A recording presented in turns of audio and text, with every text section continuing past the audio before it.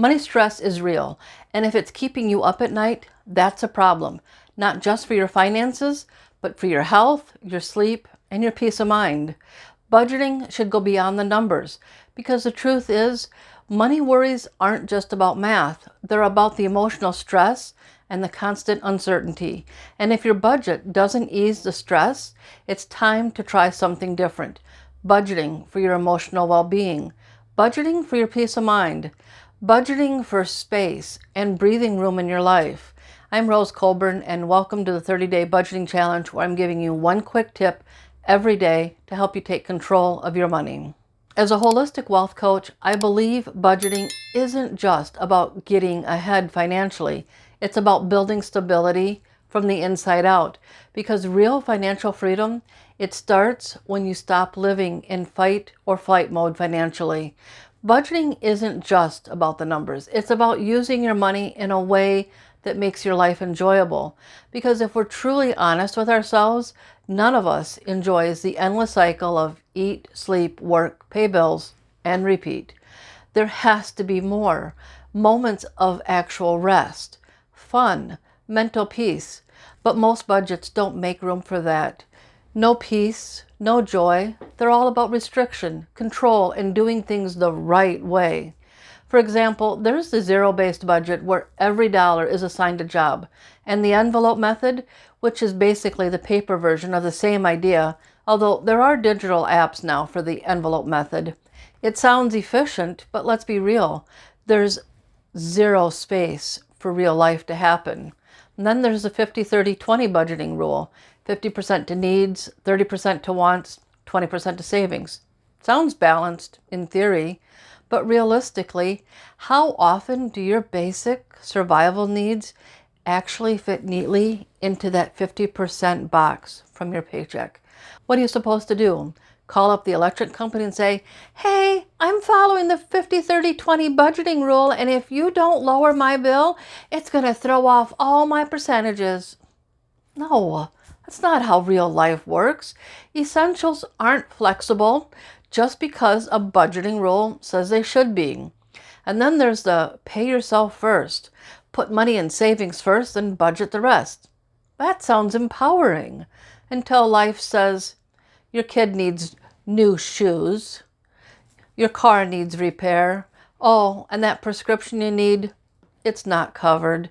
So the savings that you set aside, it disappears, and you're left thinking, what's the point? So here's the truth. All of these methods can technically include a category for unexpected costs or variable expenses, but real life is messy. It's a last-minute trip to a friend's wedding. It's replacing a broken phone or a gaming controller that randomly stops working for no reason. It's a spontaneous coffee date with a friend, a solo mental health hike at the state park that comes with a $25 surprise entrance fee. The problem isn't whether the method allows for it. The real problem is that life isn't predictable, and rigid budgets don't bend when real life shows up. In a budget where your paycheck is micromanaged down to the last dollar or divided into strict categories, where's the buffer? When the budget doesn't allow for flexibility, you're left with a few tough choices. Borrow from another category, delete a line item, cut out what brings you joy, relieves your stress, or just makes you happy, or skip saving altogether. And no matter what you choose, you still feel like you're failing, which only adds more money stress, the very thing you are trying to avoid, which means even though you're following a budget, you can still feel stressed, overwhelmed, or like your life is just about surviving instead of actually living. So what do? How do you actually change? Is the only answer to start applying for a higher paying job? Do you take on a side hustle? Or maybe you start a YouTube channel and become a creator like everyone else, because that's what all the financial experts are telling you to do. Honestly, none of those things are the real answer. Yes, increasing your income can give you more options, but if you're still using a budgeting method that doesn't flex, that doesn't make space for your real life expenses, your mental health, your actual needs, then it won't matter how much money you make. You'll always feel like there's no room to breathe, no space to relax, no permission to unwind, because budgeting isn't just about what you earn. It's about how you plan for the life you want to live. Your budget should support your life, not restrict it. It should reduce your stress, not create more of it.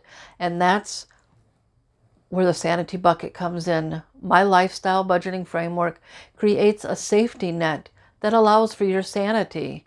This is one of the most important pieces of the lifestyle budgeting framework. And honestly, it's something that most traditional budgets leave out entirely.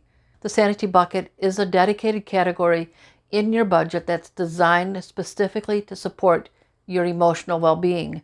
It's not about impulse shopping or treating yourself every time you have a bad day. It's about planning ahead for the moments when life gets heavy, when you need a break, when your nervous system is just fried and you need something that helps you breathe again. That might be a solo coffee shop morning, a massage you book once a month, a streaming service that has all your favorite shows and brings you joy, or even just a few extra bucks that you can use without guilt when the week has been just more than you can handle and you're just done. It's not fun money. It's not a slush fund. It's your stress relief fund, your emotional buffer, your permission to take care of yourself. And when your budget includes that kind of intentional breathing room, you stop fighting it. You stop resenting it. You start feeling supported by your budget. The sanity bucket makes your budget feel human, sustainable, compassionate, because peace of mind, that's not a luxury. It's a part of your budget. So here's your challenge today.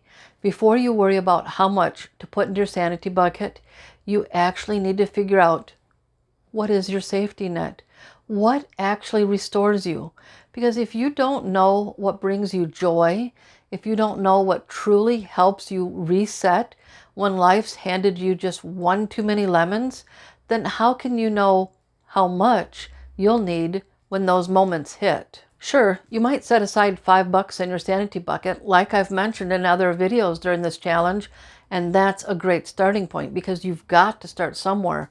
But let's be honest, if you regularly need 40 or $50 to really decompress, whether that's dinner by yourself, copay for some therapy, a little out-of-town road trip, and you're only budgeting $5 a paycheck, that's not going to cut it.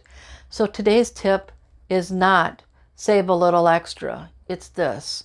Start by figuring out what brings you back to yourself, what helps you feel whole again, what gives you a moment of peace in the chaos.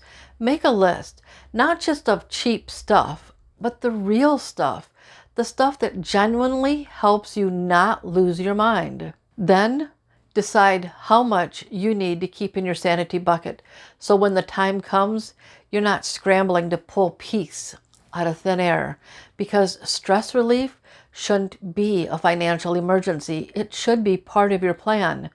And if you've been trying to force yourself into a budget that's too rigid for your lifestyle, it's no wonder you're feeling so stressed. Watch this video next. Thank you for watching, and don't forget to come back tomorrow for the next video in the 30-day budgeting series. I'll see you in the next video.